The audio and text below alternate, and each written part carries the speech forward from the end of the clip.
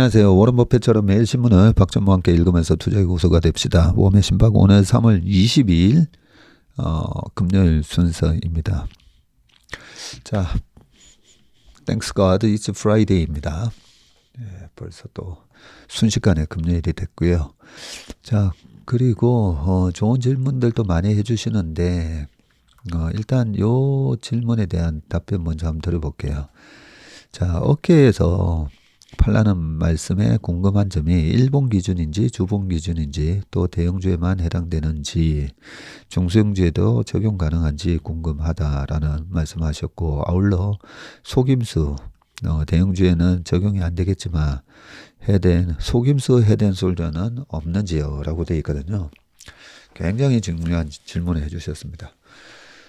이번 시장이 2022년 10월 달에 바닥을 치고 작년 초에 허를 찌르는 상승 이런 말씀을 드리면서도 차트 분석을 제가 해드렸었죠. 역 헤드 앤 숄더 모양이라고. 그리고 지난번에 고점을 쳤을 때 떨어지는 우리나라 코스피도 헤드 앤 숄더 모양으로 떨어졌고, 그래서 이 왜 헤드 앤 숄더가 뭘 의미하는지 그 원리를 이해하시는 게 중요하고요. 초단타 매매를 하시는 하루짜리 그냥 그날 하루 들어가서 그날 매매를 하고 나오는 5분 차트라든지 10분 차트, 15분 차트 매매하시는 분들도 일중 차트 내에도 헤드앤숄더 모양이 나옵니다. 그러면 이 헤드앤숄더를 이해를 하시고 그 헤드앤숄더에 대한 어떻게 매매를 해야 되는지 그 노하우가 되게 중요한데,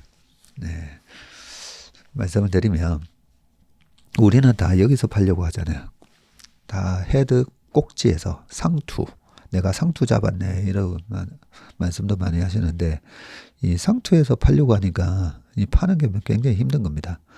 그런데 일중 차트가 됐든 일봉, 주봉, 월봉이 됐든 헤드앤숄더가 나오잖아요.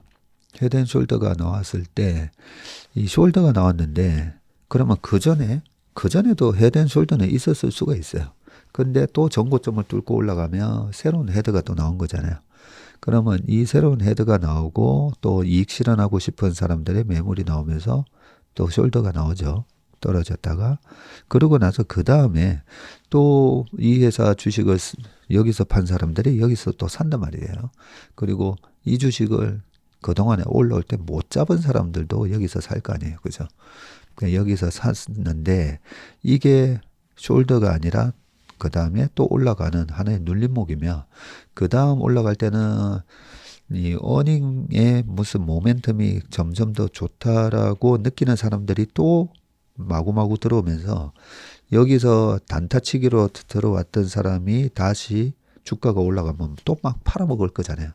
그 팔아먹는 매물을 다 잡아먹으면서 또 전고점을 돌파하고, 이게 상승 추세 속에서 계속 이 헤드를 돌파하는 그런 기업의 상승할 때의 전형적인 패턴인데, 근데 지금도 제가 실적 장세라고 말씀드렸잖아요. 엔비디아도 마찬가지죠. 엔비디아도 이 컨센에서 컨센 대비로 이 매매가 이루어지는데, 컨센보다도 야 이번에 또 실적 더 잘 나올 거야 그러면서 이 눌림목에서 주식 사고 여기 다시 올라갈 때 이 매물을 다 잡아오면서 또 올라가면서 이 새로운 또 머리가 만들어지는 거거든요. 그래서 차트만 봐가지고 헤드앤숄더를 펀더멘탈 공부를 안 하고 차트만 봐가지고는 절대 알 수가 없습니다. 그런데 차트를 왜 보냐면 모든 종목을 우리가 어떻게 전부 다 펀더멘탈 분석을 할 수가 없잖아요. 모든 종목을 펀더멘탈 분석을 다 할 수가 없기 때문에 헤드앤 쫙 그 장 끝나고 나면 최소한 그 그날에 내가 갖고 있든 안 갖고 있든 시가총액 상위 종목들, 그리고 아침에는 미국 시장 쭉 차트를 보는 겁니다. 차트를 보면서 지금 이 회사는 전고점을 또 뚫었네.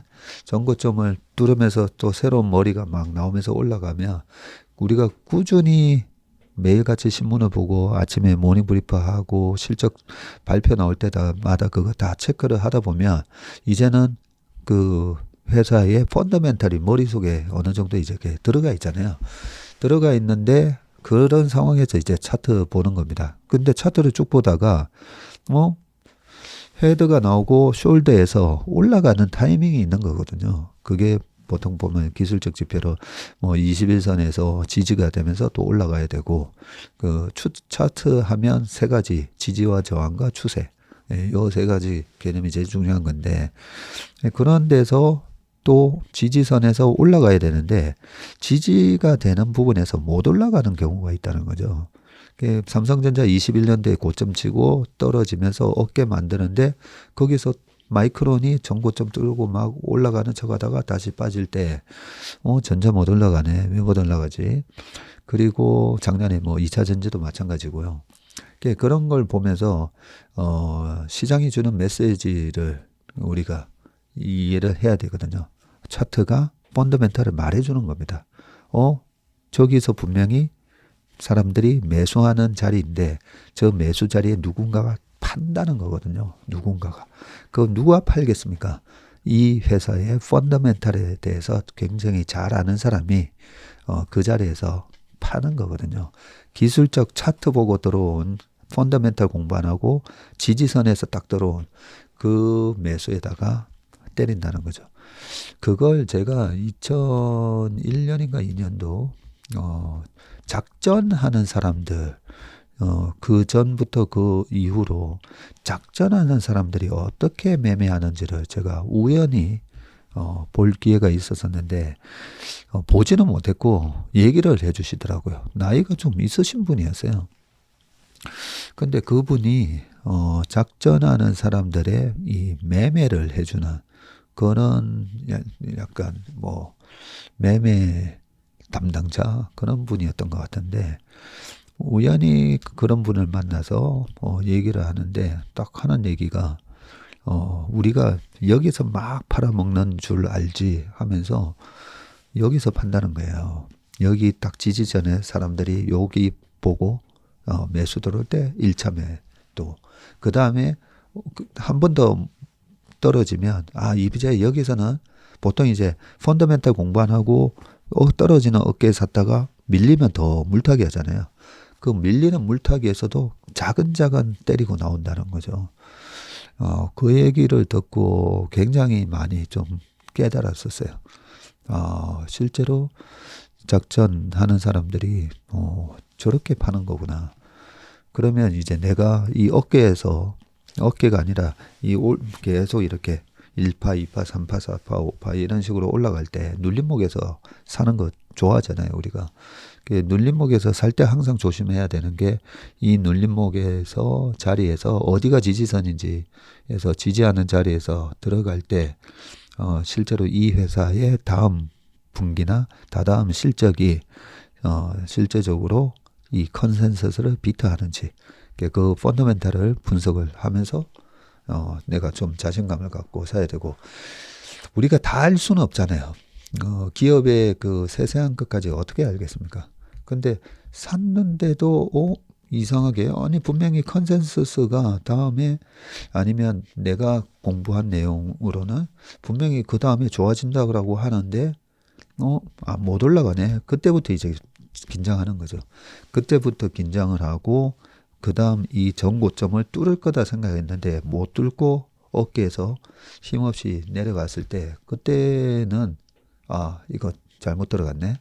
그러면서 여러 가지를 좀 체크해보고 그 다음 분기에 실적이나 컨퍼런스 콜이나 이런 데서 뭐라고 얘기하는지 들어보고 내가 잘못 생각했네 하면 이제 도망 나와야 되는 그런 부분인데 대부분의 투자자들은 뭐 펀드 매니저들 중에도 다 여기서 주식을 팔아야 된다라고 생각하고 여기서 못 판 걸 늘 아쉬워하시잖아요. 네. 지난번 여기서 팔았어야 되는데 하면서 한 달 전에 제가 왜 주식을 못 빠져나오는지 말씀드린 영상도 있습니다. 좋은 질문해 주셨고요. 그리고 중소형주보다는 확실히 대형주는 거래가 많이 되기 때문에 이 조작이 어렵습니다. 근데 작은 종목들은 보면 다 그 작은 종목에 관련돼 있는 그 기업만의 주인들이 있다고 하거든요. 그게 조그만 종목들은 그 대주주의 뭐 차명 계좌가 있을 수도 있고요. 그래서 이 차트를 일부러 망가뜨리기도 하고, 그리고 조그만 종목일수록 신문 기사도 없고 어떻게 그 회사 내용에 대해서 좀 알기가 힘들다 보니까, 그래서 저희가 이제 작은 종목을 안 하는 겁니다. 좋은 질문 해주셨고요. 그리고 또 하나 요 관련돼서 그 위에 또 다른 분이 전무님께서 지난번에 말씀하신 것처럼 미국은 컨센서스 대비 대부분 어닝 서프라이즈가 나오는데 왜 우리는 어닝 서프라이즈가 좀 이렇게 컨센서스와 차이도 많이 나고, 애널리스트 잠깐만요. 그런데 마이크론의 경우 너무 심할 정도로 영업이익이 컨센서스와 차이가 엄청나게 낮다라고 돼 있잖아요. 우리나라와 다르게 미국의 애널리스트들이 실력이 없어서 그런 건가요? 아니면 혹시 서프라이즈를 노린 작전? 아니면 우리나라 애널리스트들이 실력이 또 좋은 건가요? 우리나라도 미국처럼 이런 작전을 써야 하는 거 아닌가요? 이런 얘기 좋은 질문을 해주셨고요. 모르겠습니다. 이 경영진들이 가이던스에 대한 좀 보수적인 그런 부분들이 모르겠습니다. 이게 미국이 워낙 소송이 많은 나라다 보니까 너무 강하게 경영진이 얘기했다가 그걸 대로 안 됐을 때 대한 수를 당할 위험, 아니면 경영진 입장에서는 주주들한테, 미국 경영진들은 철저하게 이제 주주총회에서 성과가 부진하거나 좀 어떤 신뢰 문제가 있거나 하면 그냥 바꿔버리잖아요. 네, 뭐 회사를 만들었던 파운드였던 스티브 잡스도 한때 쫓겨나기도 했었습니다.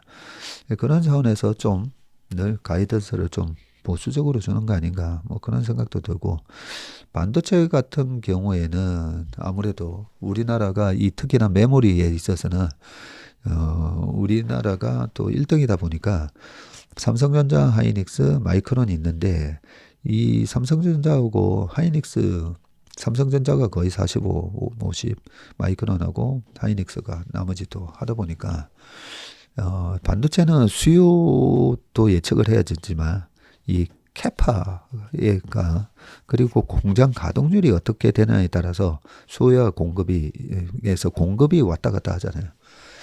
그런 측면에서는 공급단에 있어서 지금 어떤 그 상황인지를 좀 더 우리나라 반도체 애널리스트들이 좀 더 유리한 위치에 있지 않나, 뭐 이런 생각도 좀씩 해봤습니다. 자, 여기까지 하고요. 신문 기사로 넘어가 보도록 하겠습니다.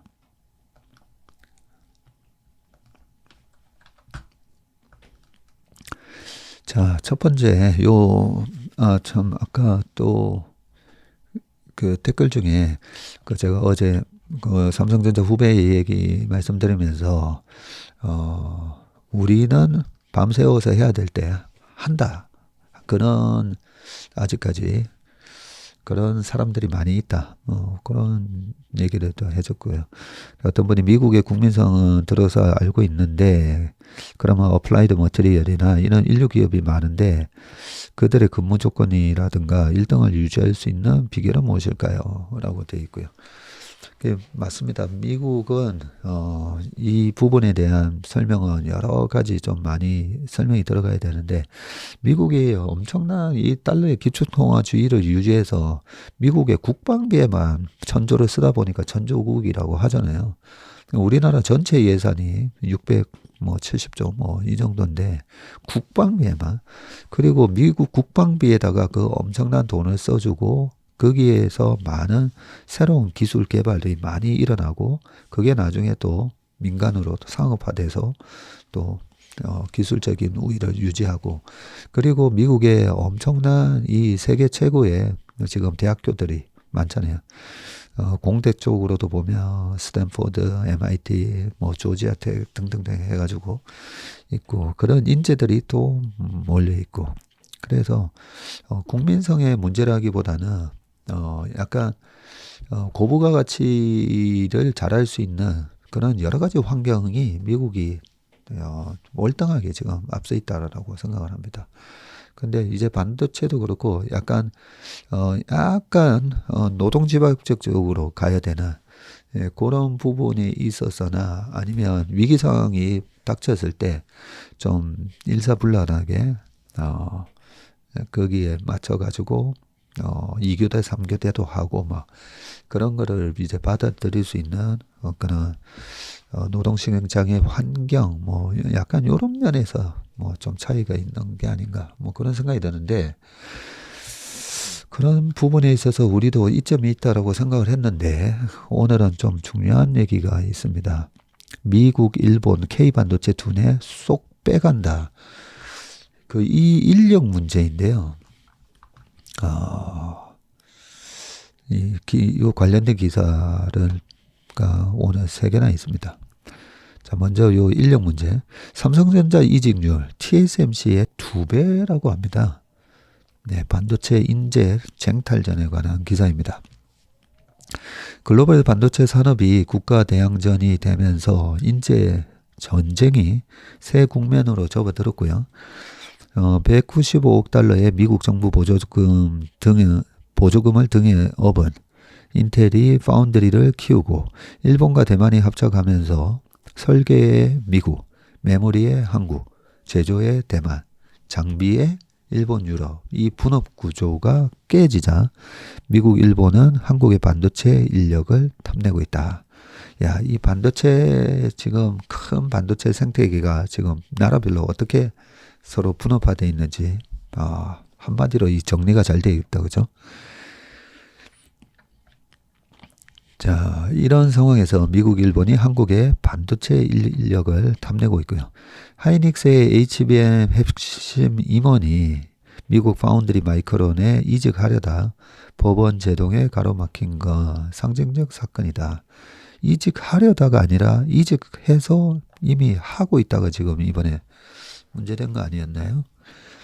자, 그리고 근데 여기서 핵심 임원이 미국 파운드리 마이크론에 이직하려다 요 기사에 그죠?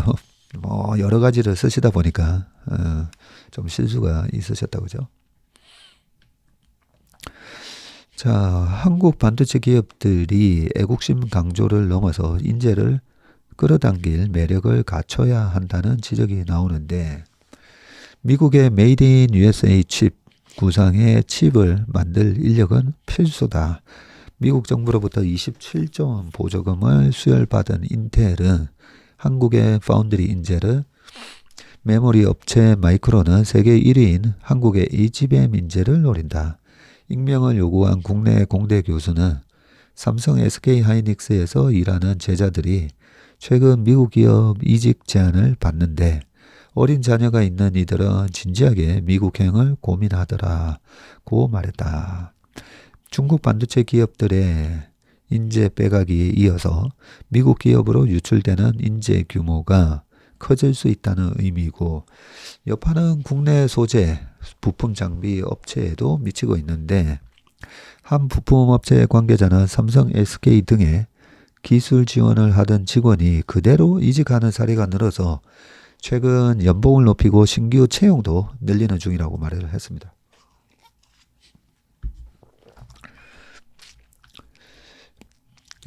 정부가 나서서 반도체 부활을 외치는 일본도 인재 확보에 사활을 걸었고요. 일본 반도체의 잃어버린 20년간 인력 양성이 끊긴 터라 50대 엔지니어가 다시 현업에 복귀하는 경우가 허다하고요. 대만 3위 파운드리 업체 PSMC와 일본 SBI 홀딩스의 합작사인 일본 JSMC 조셉 우 대표는 지난달 현지 언론에 가장 큰 문제는 엔지니어 부족이라면서 대만에서 엔지니어를 파견받고 일본 엔지니어를 대만에 보내 훈련시켜 해외 인재도 모집하겠다고 말을 했다. 일본 신생 파운드리인 라피더스 관계자는 공정과 패키징 분야 전반에 인력이 부족해서 해외 인재를 반드시 영입해야 하며 당연히 한국 엔지니어도 리크루팅 대상이라고 했고요. TSMC의 일본 자회사인 JASM은 최근 한국 대학원생 대상 취업정보 사이트인 김박사넷에서 대학원생 대상 취업정보 사이트가 있네요. 여기서 석박사급 전공자 엔지니어를 대상으로 구인 활동을 시작을 했다네요. JASM이 국내에서 인재 채용에 뛰어든 것은 이번이 처음이고 니온게제이 등에 따르면 히타치, 파나소닉, NEC, 후지츠 등이 최근 임금을 대폭 인상을 했고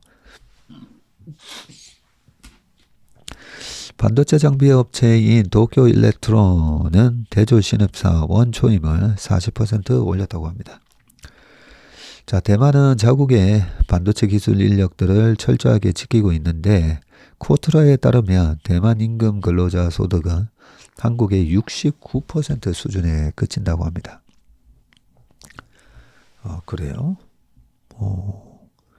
하지만 대만 반도체 종사자의 연봉은 최근 5년 동안에 22.9% 증가해서 대만 평균 9.3%를 크게 상회했고 대만 대표 반도체 기업 미디어텍과 TSMC의 22년 비관리직 직원 연봉 중원값은 각각 374만 7천 대만 달러, 약 1억 6천만 원이나 되네요. 와. 그리고 1억 471만 원으로 대만 평균의 4배에서 5배 수준이나 되네요. 이 TSMC하고 미디어텍. 대만의 경제 안보를 주도하는 산업다운 처우다.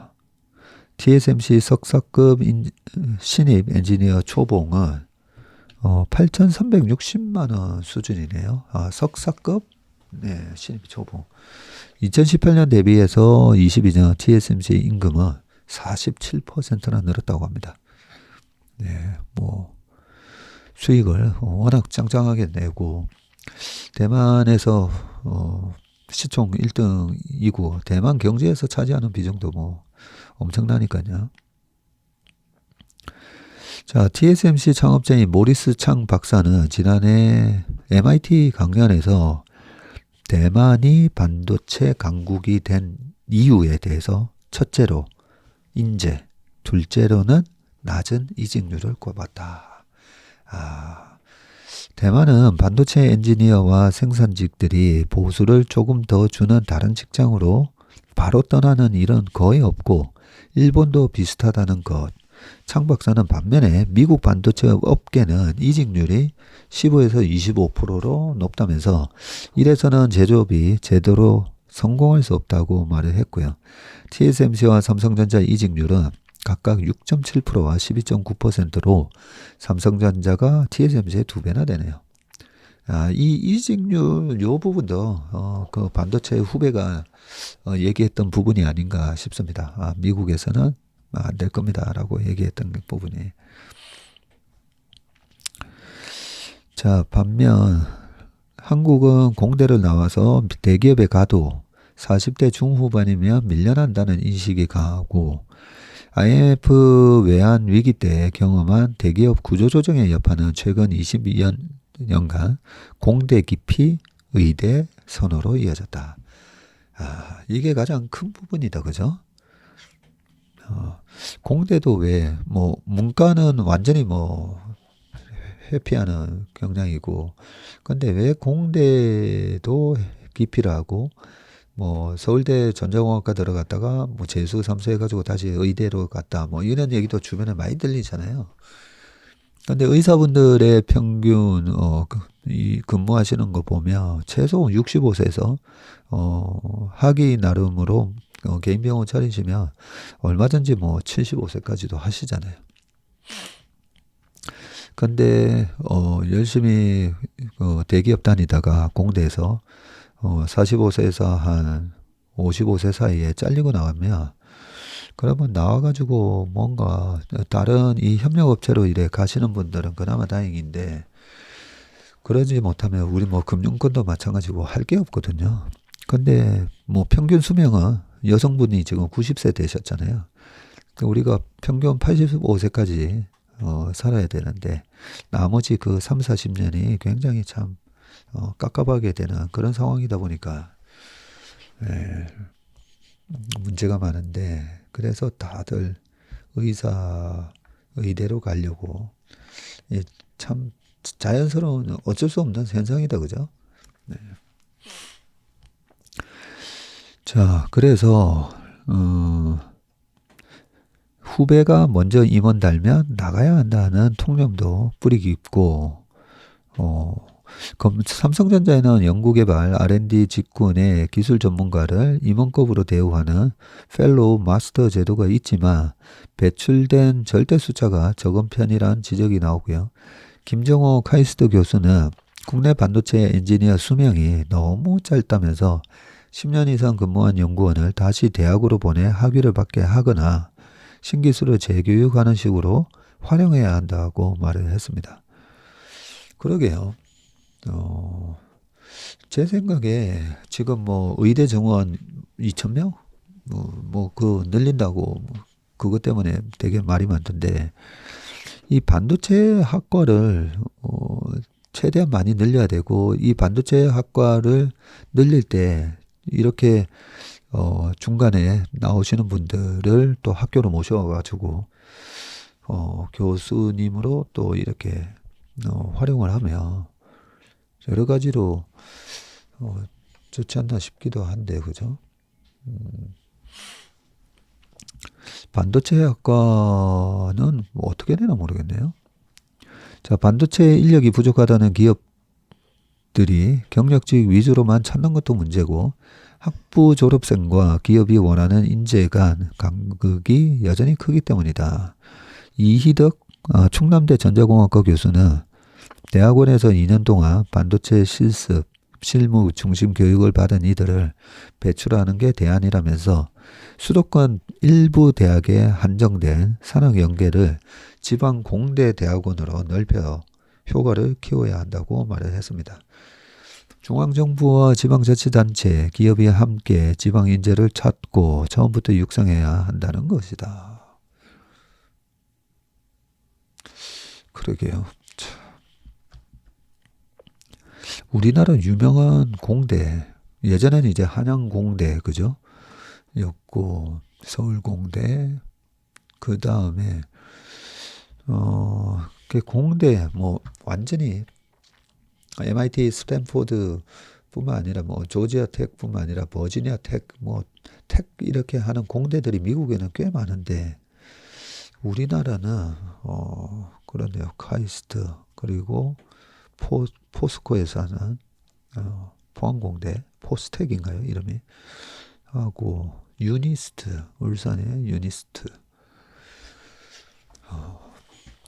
자, 보상 체계도 다듬어야 된다. 자, 대만 TSMC는 회사 주식을 사려는 직원에게 매입가의 15%의 보조금을 주는데 전 세계 TSMC 직원이 7만 4천 명 중에 약 70%가 이 보조금을 받았다고 하고요. 엔비디아도 급여의 15% 한도에서 15% 할인된 가격으로 자사주 매입 기회를 직원에게 주네요. 직원들의 이해를 회사의 장기적 성장과 연동하기 위해서이고 TSMC CEO의 경우에 지난 22년 급여 6억 4,430만 달러 약 우리나라 돈으로 268억 원 중에서 기본급은 2.2%에 불과했고 한 6억밖에 안 됐고요. 나머지는 다 보너스와 이익 공유였다고 합니다. 프로핏 쉐어링. PS 제도에 의한 거였네요. 자, 한국 기업도 성과 보상을 보다 차등화, 정교화해야 한다는 지적이 나오는데 지난해 삼성전자 반도체 부문 성과급은 0%로 책정이 됐고 지금의 투자 계획과 기술 개발이 적어도 2, 3년 뒤에나 성과로 반영되는 반도체 산업에서 단순히 사업부 1년 실적에 따라서 기계적으로 모든 구성원 성과급이 사라지는 구조가 합당한지에 대한 지적이 최근 삼성 고위 임원들 사이에서도 제기됐다고 전해지네요. 현대 삼성전자는 직급별로 샐러리 캡이 존재해서 개인이 뛰어난 성과를 내도 장기적으로 상한선에 부딪혀서 직원들 보수가 대체로 비슷해지는 구조라고 합니다. 이에 삼성이 지난 22년부터 성과를 낸 직원이 연봉 상한선을 초과했을 때 차액을 인센티브 형태로 지급하는 제도를 도입해 보완을 했고요. 하이닉스 역시 임원을 제외한 일반 직원의 연봉 상한이 존재한다고 합니다. 익명을 요구한 전직 삼성전자 임원은 실리콘밸리 선순환의 핵심은 기술 인재에 대한 확실한 보상인데 우리 기업들도 직군, 직종, 성과에 따른 보상을 확실히 차별화해야 장기적으로 인재를 영입할 수 있다고 말을 했네요. 요 뒤에 후속 기사들이 계속 있으니까요. 좀 읽어보고 말씀드리겠습니다. 젠선황은 보고서도 안 보는데 한국 기업 인맥, 사내 정치에 질렸다.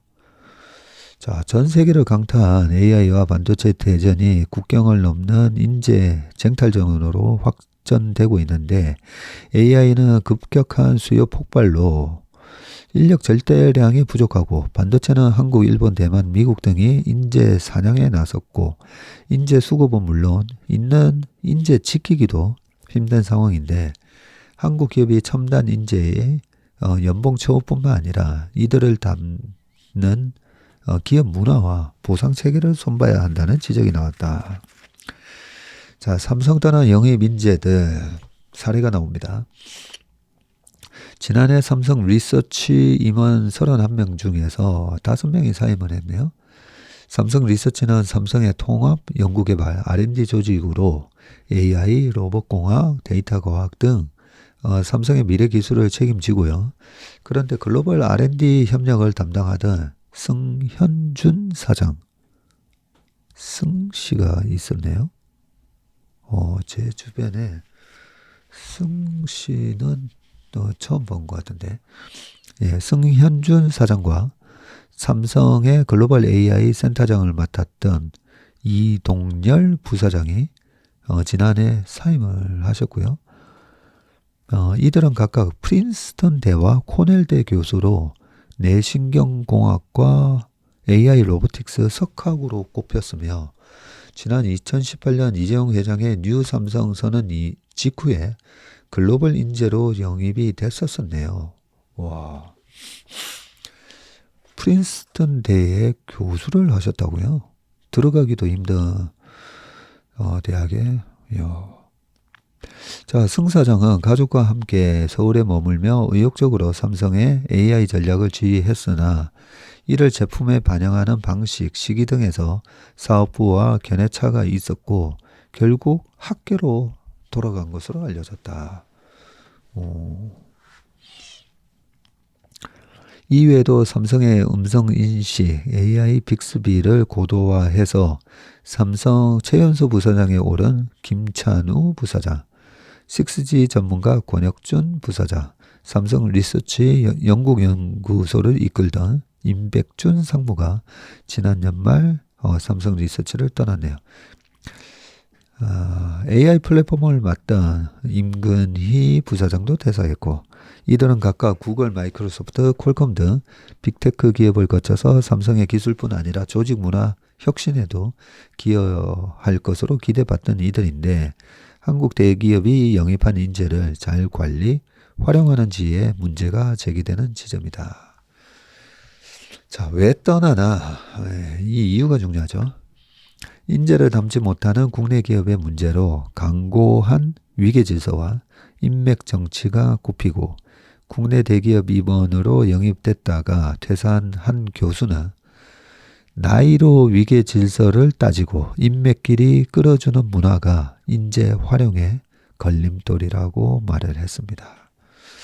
한국, 미국의 대기업을 모두 경험한 또 다른 전직 임원은 복장, 근태 규정이나 음주 문화 면에서 한국 기업들이 많이 변했지만 상사 중심과 사내 정치라는 속살은 그대로라면서 미국 기업에서는 회식 때 실력 있는 동료를 중심으로 대화가 이루어지는데 한국에서는 매니저인 상사에게 발언권이 집중되는 시기고 개인 성과 성과도 불투명하다고 말을 했습니다.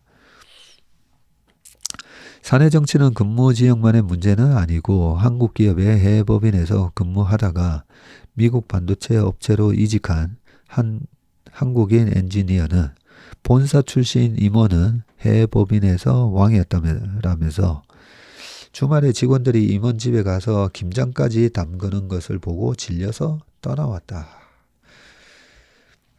자, 인재 블랙홀, 엔비디아의 그러면 비결은 뭔가? AI 반도체 시장을 주도하고 있는 엔비디아는 세계 최고 AI 소프트웨어 인력을 흡수하고 있는데 매년 초에 50에서 100명을 뽑는 엔비디아 인턴십에 올해는 지난해보다 7배나 많은 지원자가 몰리면서 실리콘밸리에서도 꿈의 직장으로 꼽힌다고 합니다. 특유의 수평적 문화가 인재를 모으는 또 동력이라고 되어 있고요. 엔비디아의 인턴을 거쳐서 현재 구글에서 근무하는 한 한국인 엔지니어는 젠선왕은 매년 신입 인턴을 집으로 초대해서 식사를 함께한다. 오, 야, 신입 인턴을 집으로 초대해서 식사를 함께하네요. 차고까지 구경시켜주면서 모든 질문에 상세히 답하는 걸 보고 이런 사람 밑에서 일하고 싶다는 생각이 절로 들었다. 야, 황 CEO는 별도 집무실이 없이 회의실 곳곳을 옮겨 다니며 일하는 것으로 또 알려졌고요. 업무 시간 상당 부분은 구성원과의 소통으로 보낸다고 합니다. 부사장급부터 엔지니어 팀원까지 직접 이메일로 연락하며 사업 현안을 챙긴다고 하고요. 지난 1월 샌프란시스코의 바이오 산업 컨퍼런스에서 이렇게 말씀하셨다네요. 젠선왕이 나는 정리된 보고서를 읽지 않는다. 실제로 일을 하는 사람들에게서 들을 수 있는 가장 날 것의 정보를 원하기 때문이다. 예, raw information. 네. 야, 이런 문화는 그 날 정보를 가지고 사실 보통은 이렇게 일목요연하게 요약을 해서 보고서를 올리잖아요. 근데 그 보고서를 읽지 않는다는 거죠. 야, 집무실이 따로 없이 회의실 곳곳을 옮겨 다니면서 일하고 직원들하고 계속 소통하고 신입 인턴을 집으로 초대해서까지 얘기를 하면 나중에 이 현장에 나갔을 때 그 신입 인턴이나 직원들은 다 얼마나 참 젠선왕을 보았을 때 그죠? 네, 굉장히 거리가 느껴지는 뭐 회장님 이런 게 아니라 요 부분에서 되게 존경스럽네요. 제가 젠선왕에 대해서 좀 잘 몰랐었는데 굉장히 존경스럽네요. 또 좋은 거는 따라 해야죠.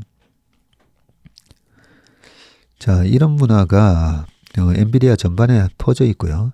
엔비디아에 일하는 한 한국인 직원은 자고 일어나면 이메일이 수백 통씩 쌓여 있다면서 CEO가 기술적 문제에 대해 직접 자세히 묻는 이메일도 종종 온다고 말을 했고요. 현재 1,800명 이상을 모집한다는 엔비디아가 내건 연봉은 우리나라 돈으로 1억 9,400에서 5억 5,400. 여타 빅테크보다는 높지 않다네요. 웬만한 미국의 빅테크가 다 이 정도 받나 봅니다. 자, 그러나 활발한 소통과 비전 공유라는 기업 문화가 블랙홀처럼 인재를 끌어당기고 있다. 활발한 소통과 비전 공유. 네.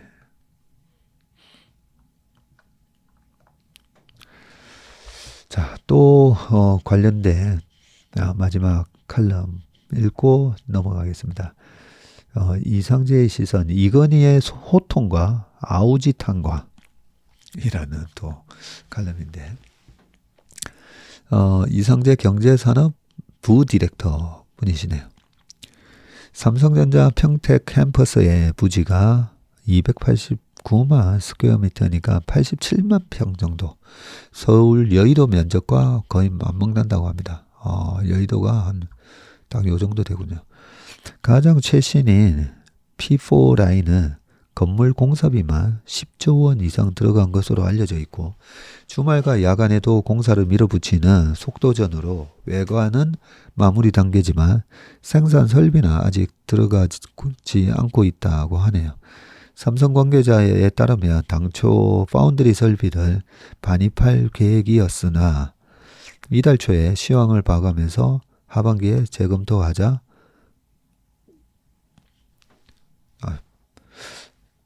여기까지 읽고 전 기사에서 하나 빠뜨린 게 있어가지고요. 자, 삼성 관계자에 따르면 당초 파운드리 설비를 반입할 계획이었으나 이달 초에 시황을 봐가면서 하반기에 재검토하자. 당장은 비워두자고 결론 났다고 합니다. 자, 좀 전에 그 기사에서 그 이직률이 보니까요. 그 중간에 이제 표로 나와 있었었는데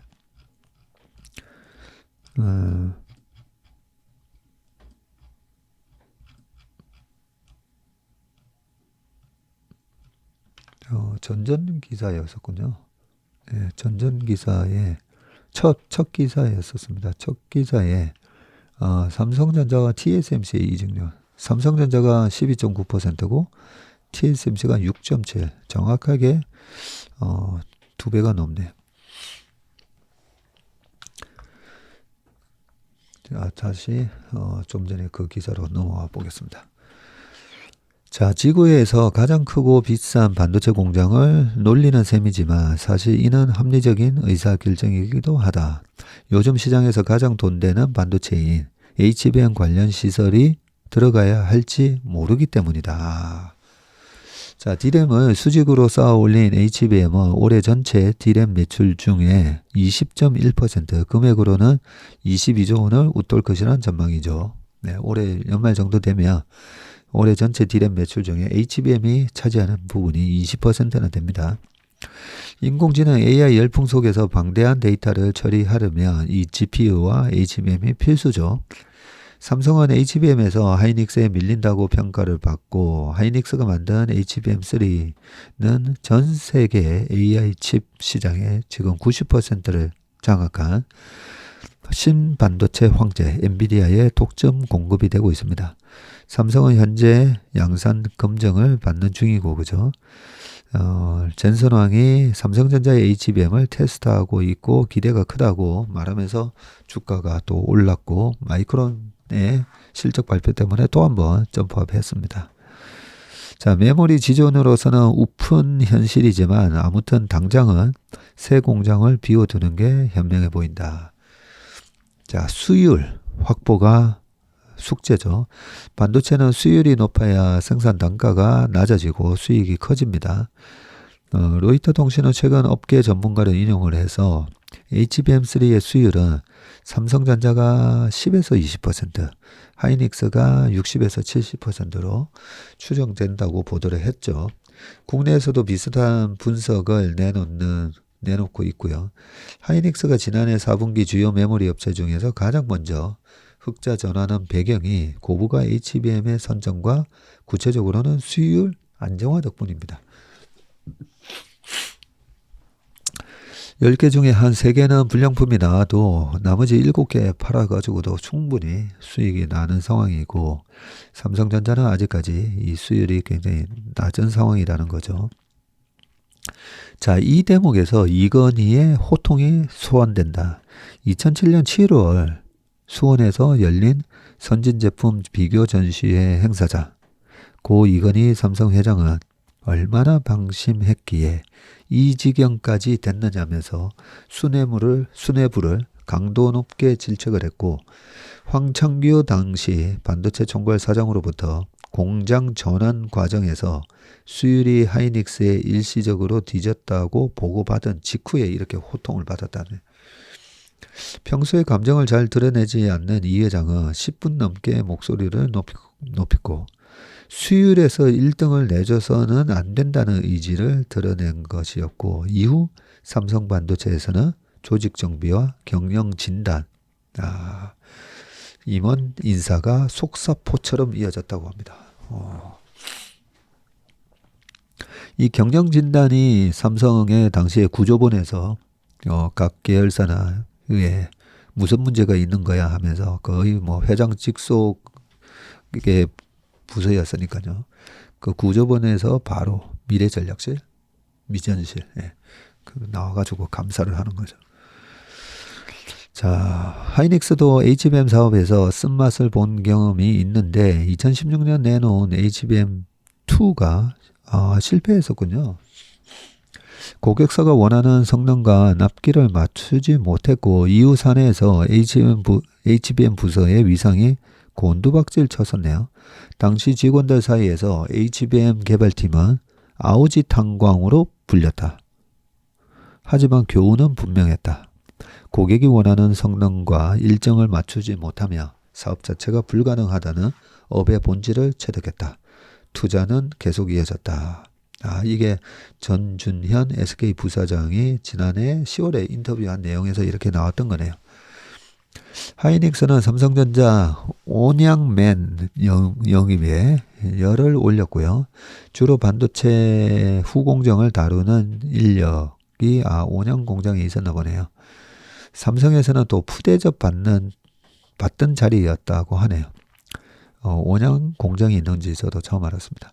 온양 공장은 1990년대 말부터 20년 가까이 분사 매각설에 휩싸이기도 했고 이들이 대거 하이닉스로 옮기면서 후공정 기술을 이식을 했고 아이러니하게도 하이닉스의 HBM 도약에 삼성전자가 걸음을 준 셈이다. 이거 참 기사 읽길 잘했네요. 이 히스토리가 나오니까. 하이닉스는 삼성전자 온양맨 영입에 열을 올렸고, 자, 미국의 반도체 굴기부터 일본의 권토 중래, 그리고 인텔의 영토 확장 등 반도체 패권 전쟁을 둘러싼 변수가 다양한데 이런 변수를 생각하고 지금 삼성에 필요한 건 무엇일까? 먼저 이건희의 호통, 즉 틈날 때마다 강조했던 위기의식을 되새겨야 한다. 초격차가 아니라 추격자로서의 초심이다. 아우지 탄광행도 두려워하지 않겠다는 결기도 살려야 한다. 이에 걸맞은 인사보상 시스템도 정비해야 할 것이다. 마침 삼성은 판을 바꾸겠다고 선언을 했다. 경계현 사장은 20일 열린 주총에서 HBM이 필요 없는 AI 가속기 마1을 연말까지 개발하는 게 목표라고 했고 엔비디아가 장악한 그 시장의 회심의 반격 카드인데 일단은 지켜봐야죠. 자, 그런데 얼마 전 삼성전자 간부가 전한 이 말이 여전히 귓가에 남는다. 실패를 두려워하지 말고 도전하라고 귀가 따갑게 들었다. 정작 실패하면 성과에 미치지 못하면 임원은 재계약이 안 되고 팀은 해체되더라. 이 해결책이 뭐죠? 실패를 두려워하지 말고 도전하라고 그렇게 귀가 따갑게 들었는데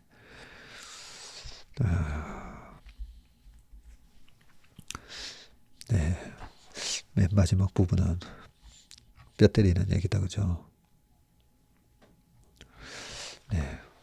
뭐 제가 해결할 수 있는 부분이 아니니까 삼성에서 또 잘 하실 거라 생각합니다.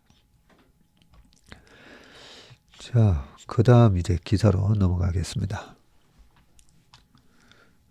근데 삼성의 그 이병철 회장님의 그 철학 중에 하나가 우리가 늘 얘기했던 게 인재제일이잖아요.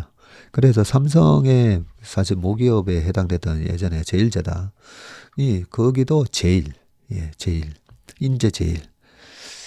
그리고 한 명의 전제가 뭐 1000명을 먹여 살린다.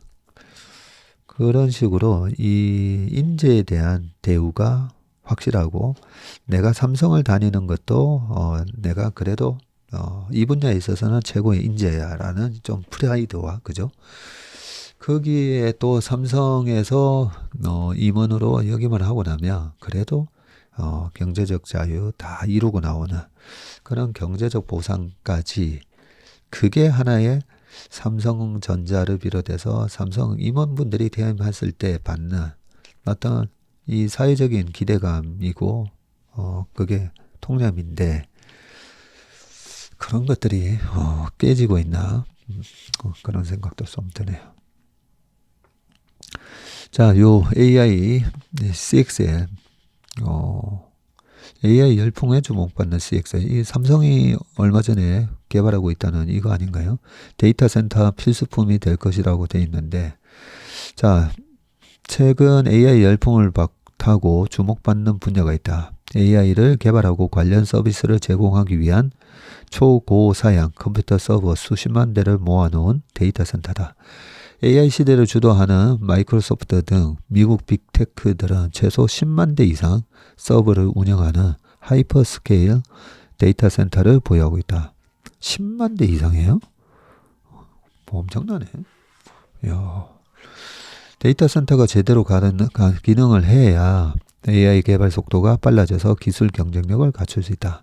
자, 지금까지 장치별로 속도를 올리는 경쟁이었고 메모리와 CPU와 그리고 GPU 각각의 성능을 개선해서 합치는 방식인데 하지만 최근 처리해야 할 데이터 양이 크게 늘면서 상황이 급변했다. 뭐가 급변했죠? 자, 대규모 언어 모델 LLM 개발에 필요한 엔비디아의 GPU가 개당 6천만 원까지 가격이 올라 비용 부담이 대폭 늘어난 것. 이 때문에 데이터 센터 수준을 유지하면서 총 소유 비용, Total Cost of Ownership, 이거 TCO, 총 소유 비용을 줄이는 것이 IT 업계의 공통 과제가 됐죠. 자, 지난달 26일 대전 카이스트 연구실에서 만난 정명수 교수는 데이터 센터의 이 TCO 문제를 컴퓨터 익스프레스 링크 이 CXL 기술로 해결하려고 하고요.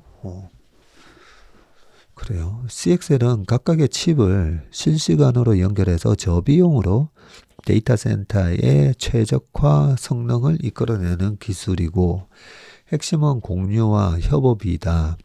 사용자 요청을 받은 AI가 정보를 검색한다고 가정을 해보자. 기존 시스템은 메모리, CPU, GPU, CPU를 오가며 연산을 계속 반복한다.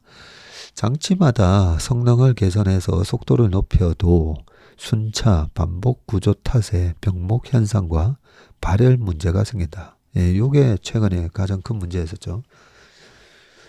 자, 추가 장치를 구매할 수밖에 없는데 이 경우에는 또 비용이 문제다. 자, 하지만 CXL을 탑재를 하면 장치 간의 통신이 가능해져서 데이터 처리 순서를 기다리지 않고도 동시다발적으로 협업이 가능하고 정 교수는 이 CXL 기술을 개발 및 사업화를 위해서 22년 파네시아를 창업했다. 아까 그 카이스트 정명수 교수 얘기네요.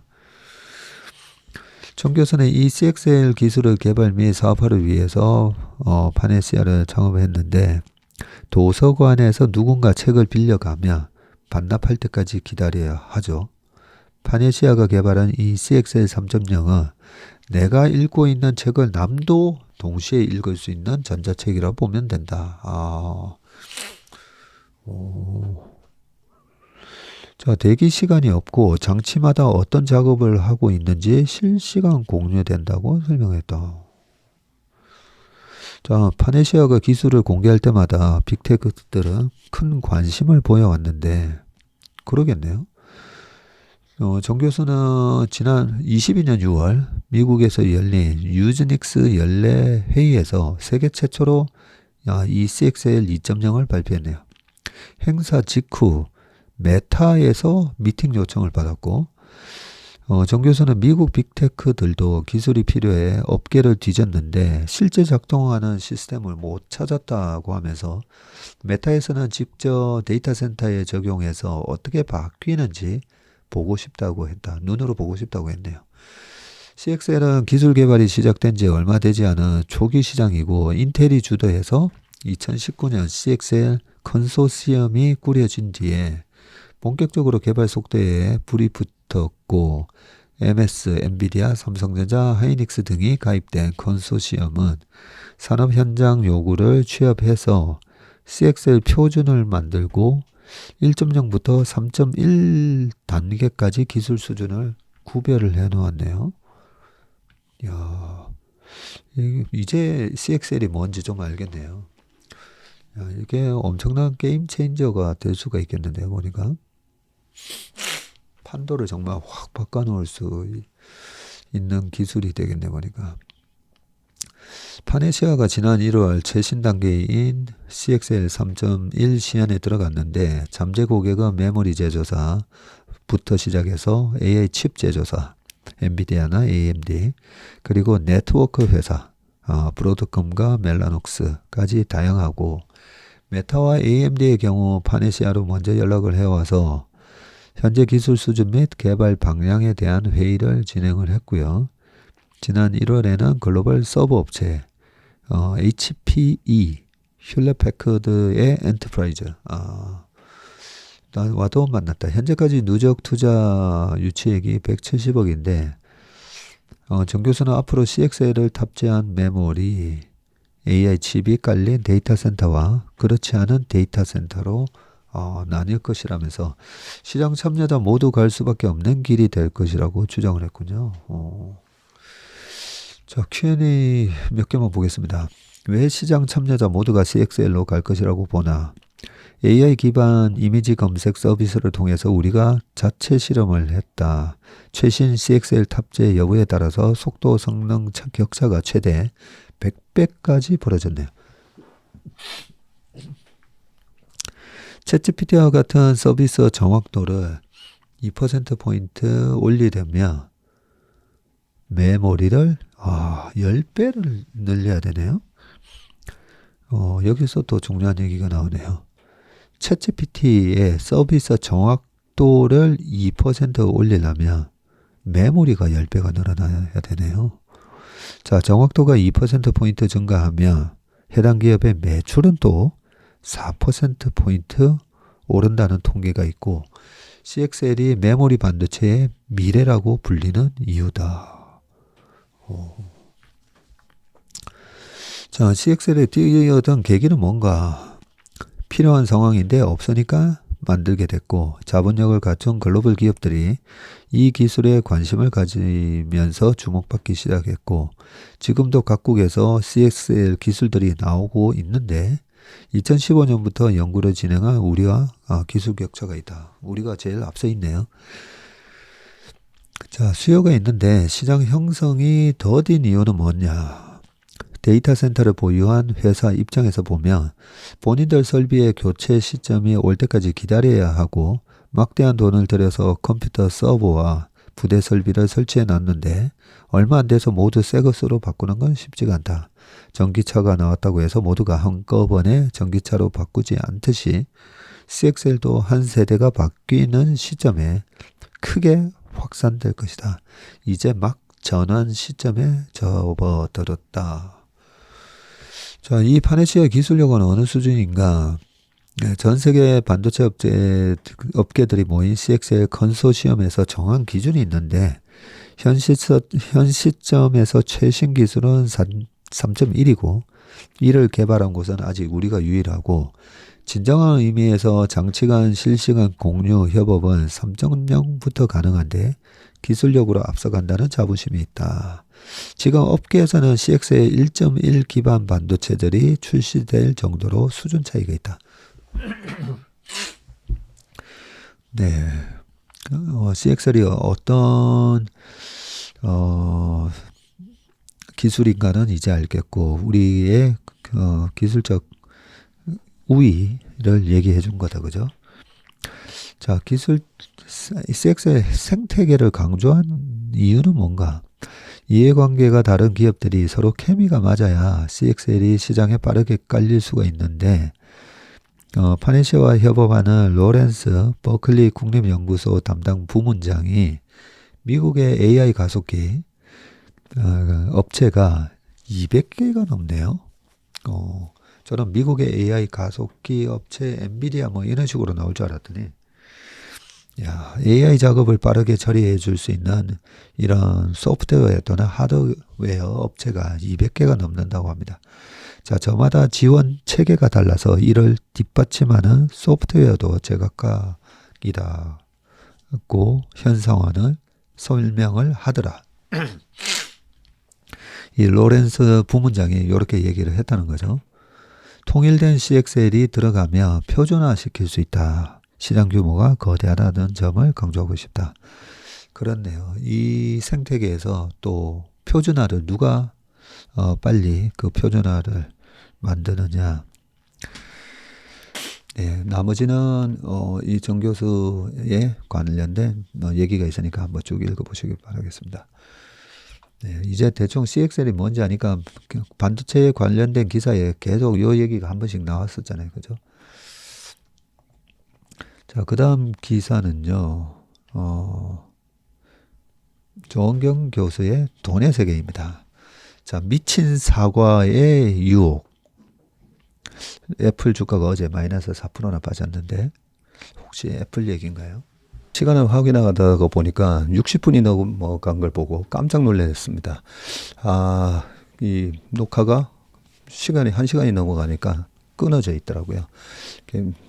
나머지 기사 요 두 개는 조은경의 돈의 개수, 미친 사과의 유혹. 되게 재밌는 기사입니다. 요 기사 칼럼도 한번 보시고요. 마지막 화웨이가 7년 연속 세계 특허 1위 돼 있고 탑3에 중국, 일본이 10개, 한국은 3개밖에 없다라고 돼 있는데 1등이 화웨이, 2등이 삼성전자, 3등 퀄컴, 그리고 4등 미쯔비시전기, 5등 BOE, 6등 LG전자. 관련된 기사이니까 한번 읽어보시길 바라겠습니다. 네, 그러면 건강하고 행복한 주말 보내시길 바라겠습니다. 고맙습니다.